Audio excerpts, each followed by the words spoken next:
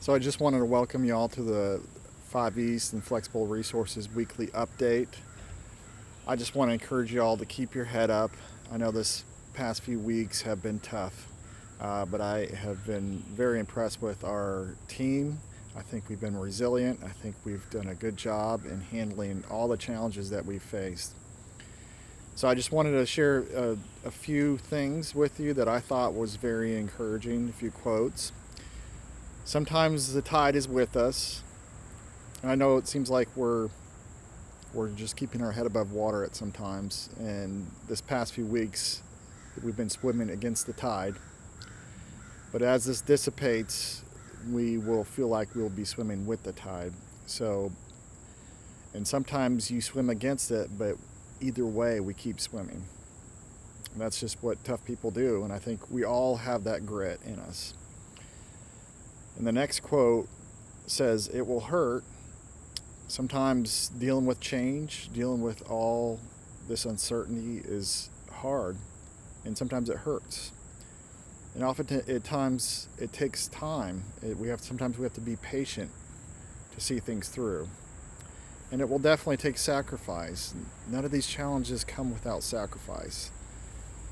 And it takes dedication.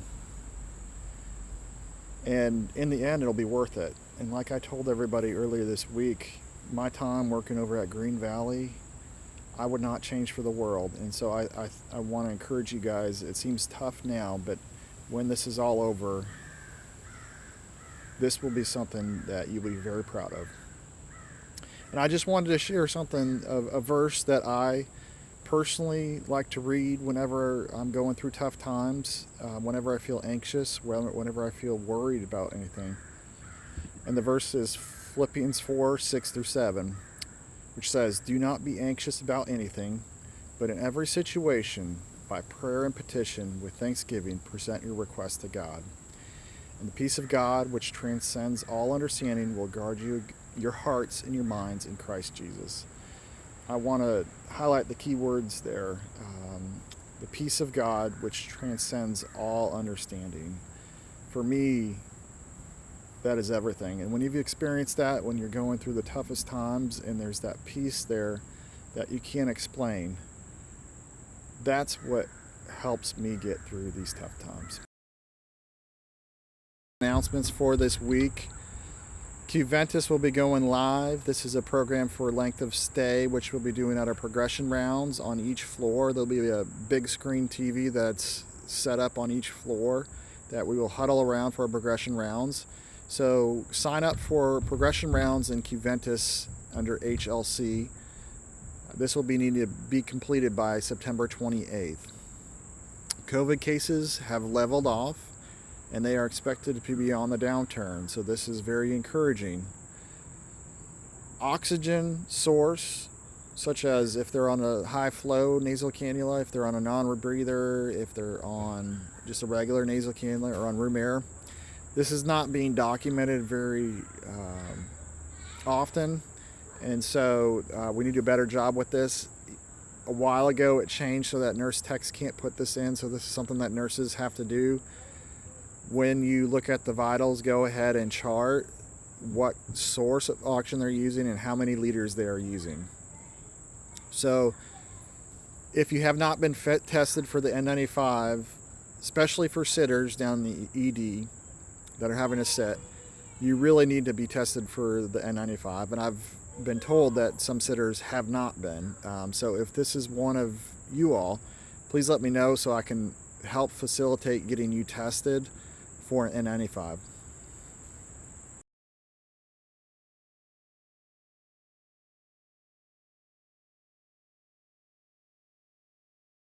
So just wanted to welcome a few of the new team members on our team.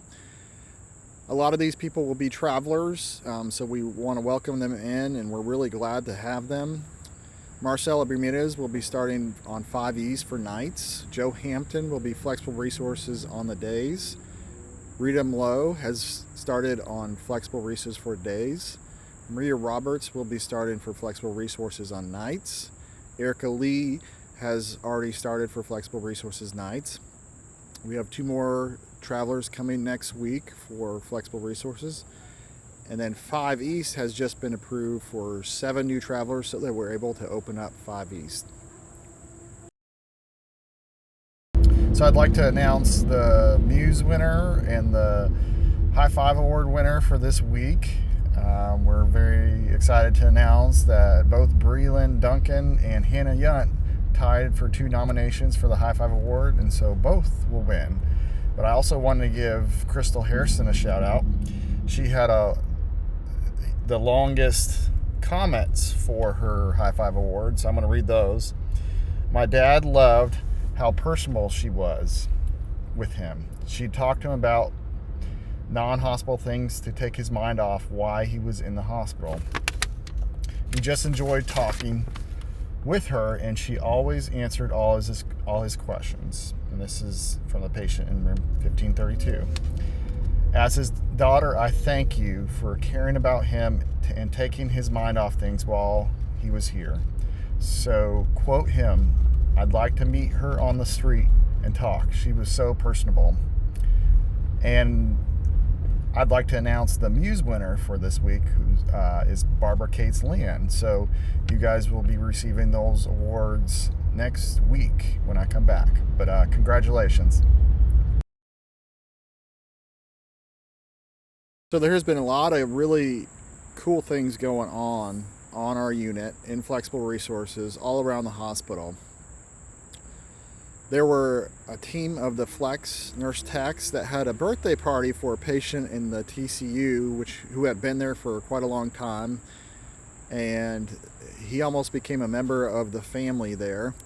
And so it was his birthday, and who knows how long this individual had not had a birthday. And so they went out, had a celebration, got a cake. It was just a really cool thing that they did for this individual. I wanted to highlight Katie Parrish and Rachel Cressman. There may have been some other team members involved, so I don't want to miss out in recognizing you, but I was brought to my attention by Dr. McClung. He sent a cheers to Katie Parrish and Rachel Cressman, stating that if it weren't for their attentiveness, dedication, and their early response, a patient that was on our unit would have died. Now, those are some strong words, and it's through these times we truly see what we're made of. And a lot of times we figure out, hey, we may be a hero at the end of the day. And I truly commend Rachel and Katie, because that's what we're here for. We're here to save lives, and this is really cool. I really appreciate you guys on our team. So we also have had a lot of really good things going on with the Muse. We've had 5 straight weeks on our unit of 100%. So that's phenomenal. For the longest time, we didn't think we could really make it past the 95% benchmark that we created. So Wesley Long was 98% last week and 95% for this week. So we're doing an excellent job, and keep up the good work. I just wanted to talk to you guys about cleanliness on the unit. I know it's been tough a few weeks. If we can pay it forward, and if you see something on the unit that needs to be done, do the right thing and do it right away. So for example, if you were to accidentally drop something, pick it up, because someone else is going to have to do that work for you. So as a team, it's good to pay it forward and do the right thing the first time. If you see a trash needs to be emptied, empty it out. If there's a spill that you make, clean it up. These are simple things, but a lot of times we lose sight of, at the end of the day, there's somebody that's going to have to do that. And so if we all don't do anything, it really creates a lot of extra work for just a few amount of people.